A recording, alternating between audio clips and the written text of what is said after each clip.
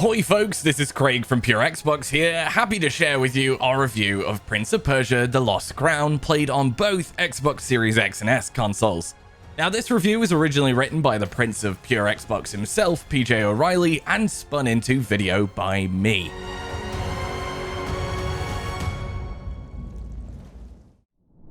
It has quite unbelievably been 35 entire Earth years since Jordan Mechner's original Prince of Persia released on the Apple II back in 1989. Prince of Persia represented the first example of what's become known as a cinematic platformer, a genre that combines strong art styles, satisfying narratives, and fluidly animated protagonists to bring us memorable adventures that test both our reflexes and puzzling abilities. You know the sorts of things, classics like your Flashbacks and Another Worlds, or newer examples such as the Ori games and Planet of Lana. Prince of Persia: The Lost Crown is another rebirth of sorts for the franchise, following on from the Sands of Time and 2008 Prince of Persia revamps, one that takes the established lore of the past entries and ditches them in favor of a tangentially related new protagonist and a bit of role-switching fun. Yes, this brand new tale sees you play as fresh protagonist Sargon, a member of the Immortals, these crime-fighting hero types, and a man who meets all the criteria required of a bona fide action hero. Sargon is a deft hand at the old sword fighting, you see. He likes to slide around on the floor in his spare time, and can often be found enjoying the thrill of bounding around platforms and across walls without hurting his back or having his trousers fall down. In the opening moments of The Lost Crown, our new hero finds himself on a mission to rescue the actual Prince of Persia. At the same time, he's betrayed by the Immortals and left floundering at the bottom of a pit. It's a spectacular fall from grace for Sargon. He's been proper framed by some right slags, and one that results in a constantly entertaining, hugely addictive, and wonderfully well-crafted slice of platforming action from the maestros at Ubisoft Montpellier. Of course, with this particular dev team at the reins, you know, the dev team behind the phenomenal Rayman series, we had a feeling that this would end up being a bit of a belter, and happily, we've been proven right.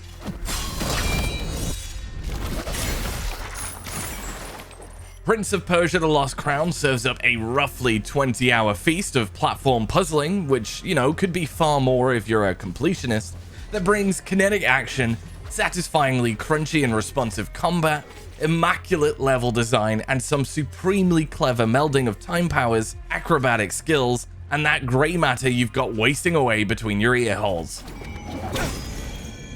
Giving us an all-new story and protagonist, whilst ensuring some smart ties to the past for fans, allows the series to reset its stall somewhat, switching course from the bigger 3D outings of more recent entries and back to a more traditional 2.5D viewpoint. It's genuinely almost kind of emotional at points if you're old enough to remember the first game clearly. And so many times this side-scrolling action perfectly replicates the flow and rhythm of action that we remember from our time with the OG Prince of Persia over 30 years ago. In terms of vibes, this game absolutely nails it. As Sargon embarks upon a tale that takes him through lush forests, across sandy deserts, the rooftops of great Parisian temples, and beyond, he picks up skills and powers that transform him from dab-hand hero to reality-shifting manipulator of time itself. Now, we could detail all of these skills and powers here, but we'd be talking way too much, whilst also ruining a lot of the fun of progressing and discovering these secrets and new abilities for yourself. But what's great about these abilities is that they are drip-fed to you at just the right time to keep the core gameplay loop from getting stale. We don't really need to spoil things anyhow, as if you know this genre well at all, then you'll know the general drill in Prince of Persia: The Lost Crown. If you've been treating yourself to the likes of Dead Cells, Metroid Dread, or even Dark Souls, you'll see the influences. And more than anything else, this is a return to Prince of Persia that feels designed to fit the resurgence there's been for this particular type of clever, exacting sort of adventuring. On its default difficulty, the menagerie of skeletons, ghouls, and other monstrosities you'll face off against here will keep you on your toes in terms of tight, parry-based combat and it only grows more challenging as you up the ante from there. There are some fantastically colourful boss fights dotted along the way too, and each new location looks grand and is packed full of secrets, lore, collectibles, and shortcuts that open up new paths and routes through the enormous Swiss cheese warren of the world map. We even get a dip into full-on horror at one point as Sargon makes his way through dark, damp caves that do a great job highlighting the game's fantastically atmospheric soundtrack. So, we've got the smooth and responsive combat, we've got the fancy specials and finishes to reward perfect parries, pixel-perfect platforming, neat parkour, and clever gauntlets that test all of your accumulated skills at the same time. We've also got plenty of challenge for all you tough nuts out there. However, one of the most impressive aspects of this delightful game is how it gives fans of challenging platformers exactly what they want, to the point of almost feeling cruel at higher difficulties, whilst also giving us a ton of smart accessibility options that burst the genre wide open to newcomers. The headline new mechanic in this regard would be the memory shard ability, which allows you to press down on the D-pad to take a screenshot that's automatically added to the location you're at on the map.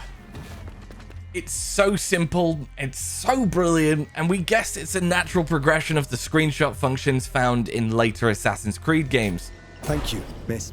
With the ability to tag puzzles or treasures in this way, or simply to mark a route you don't have the skills to traverse just now, Prince of Persia: The Lost Crown makes it easy as pie to keep tags on everything.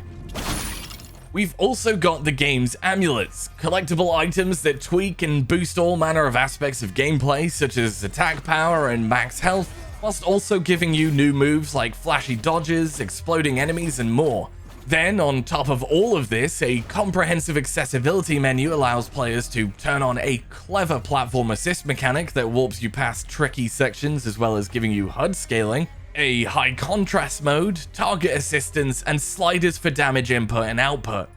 Heck, you can even change dodge windows, parry timings, and how fast Athra, used to charge up special Athra attacks, is accumulated. Choose your own adventure indeed. Sister!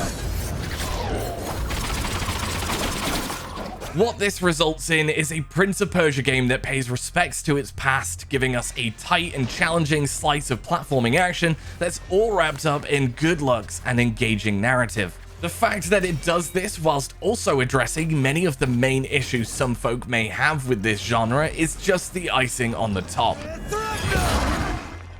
The difficulty is there should you want it, but newcomers or those in search of something more relaxing will find plenty to enjoy here too.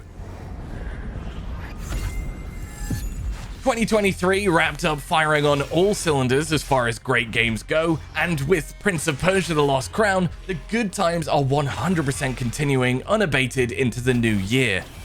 This is a delightful game, an expertly crafted return to the franchise that nails its core gameplay mechanics, serves up a decent story, and makes sure everyone can join in on the fun whilst doing so.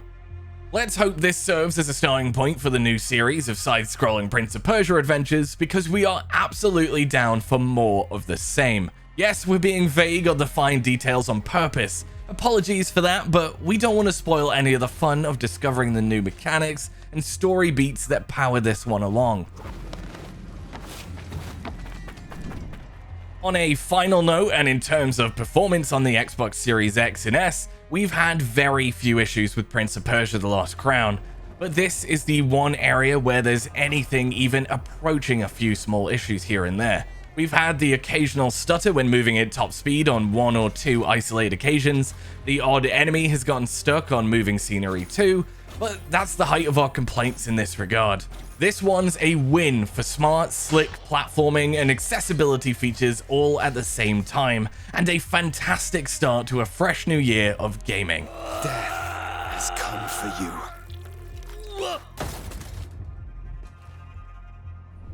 So, what do you think of Prince of Persia: The Lost Crown? A big fat dub for Ubisoft, or a dusty sad dud? And will you be picking it up on January 15th? Let us know in the comments below.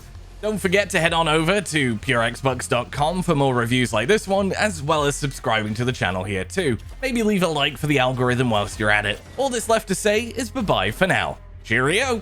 Sister!